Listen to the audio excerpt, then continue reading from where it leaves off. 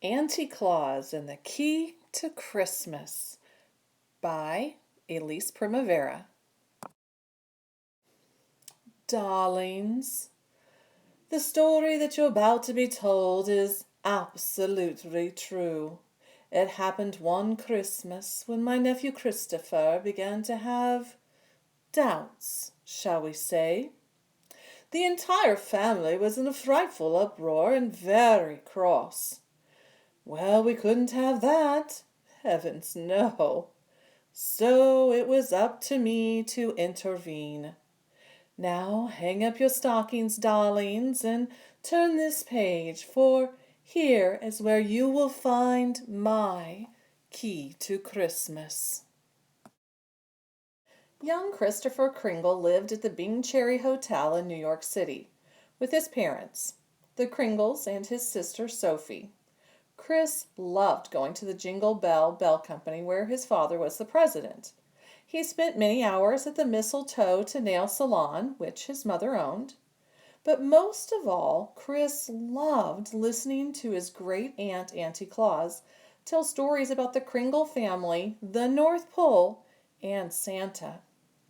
"Dear boy," she would always say, "when things seem dark and dreary, if times turn sour and bitter, think like a Kringle. You'll soon find your way to all that sparkles and glitters." But Chris wasn't so sure, not anymore, for he had begun to wonder about his great aunt. In fact, Chris had begun to wonder about his entire family. Then one day, he overheard a pair of out-of-towners, the Spam twins, who were staying at the Bing while they were on tour promoting their book, We're Geniuses, and You're Not. Chris soon learned that Ozzie and Pam were commonly known as the Smarty Pants Spams, and they had become international sensations. So, how could he ignore something that they had said? "Hey, Pam," Ozzie snickered. "It's a week after Halloween, and that lady in the Christmas outfit is still in her costume," snickered Pam. "You'd think she was Santa Claus's sister," Ozzie snorted. "Yeah, only babies believe in Santa Claus," they chortled. And so it was the exactly 1 week after Halloween. Chris repeated what he heard, and the entire Kringle family was thrown into a tumultuous uproar. Mrs. Kringle screamed and dropped a whole bottle of mistletoe nail polish on the carpet. Mr. Kringle, who was in the process of stringing jingle bells, lost his balance and careened right into the middle of his favorite Christmas tree. "And you call yourself a Kringle? Shame on you," said Chris's older sister, Sophie. To no one's surprise, Chris was immediately summoned to Auntie Claus's suite at the Bing, to Penthouse 25C, for tea.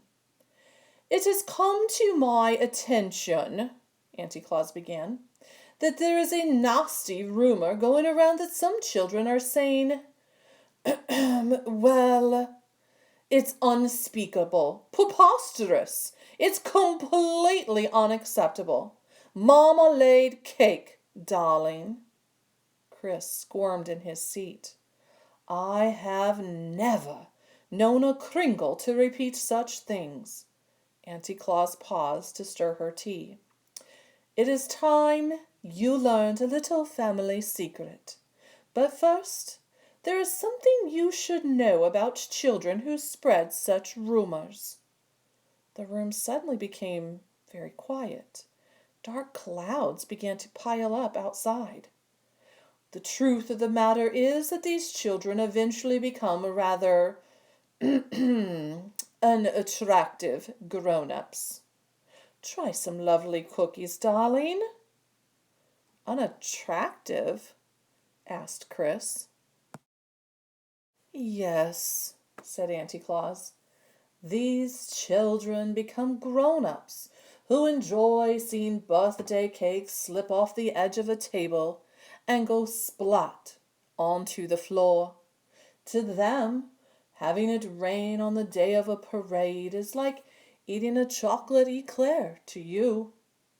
And they have formed a club. A club? Said Chris. Yes, darling, a club, said Auntie Claus.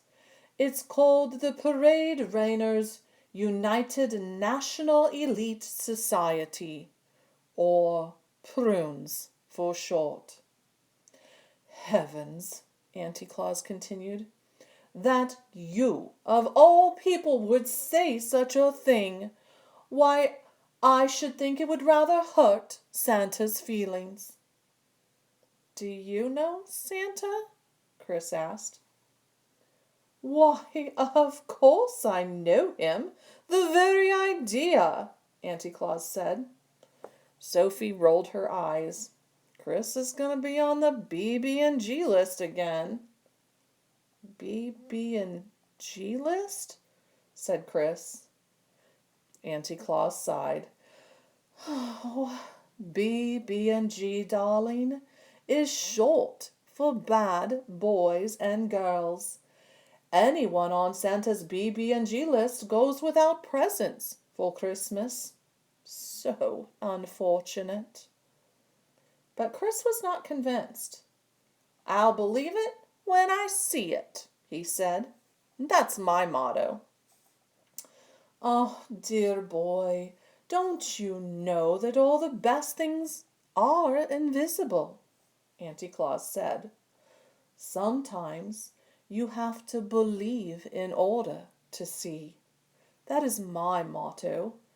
That is the key. At midnight, Auntie Claus left for her annual business trip. And at midnight, Chris was wide awake.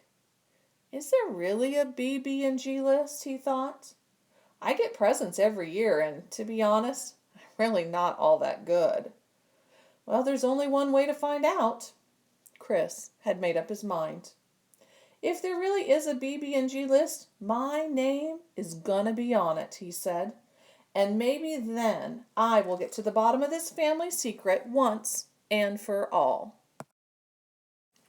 The very next day, Chris eliminated please and thank you from his vocabulary. He made rude noises and he ate with his mouth open.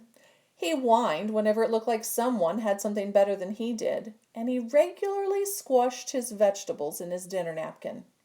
And for good measure, he started cheating at board games and screaming if he didn't get his own way.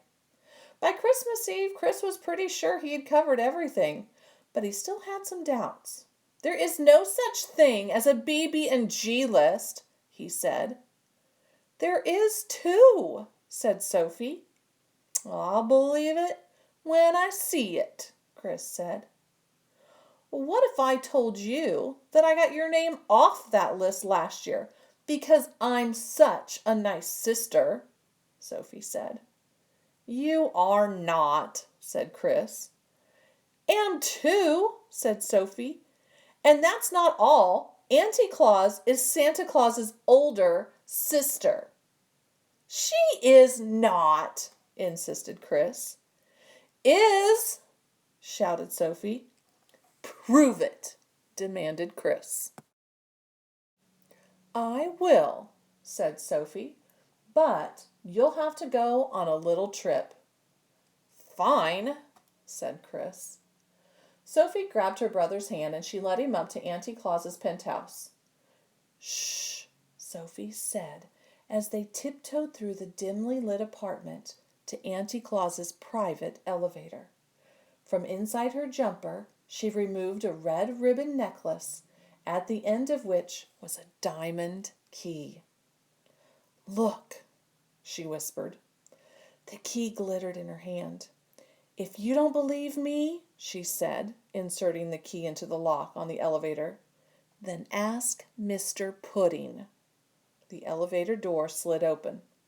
I will, Chris said, stepping inside. Who's Mr. Pudding? The door began to close. Just say you're the new elf. Don't forget, Sophie said. Suddenly the key sparkled and flashed, illuminating the darkness, and flew from her hand into Chris's just before the door shut. "What?" said Chris.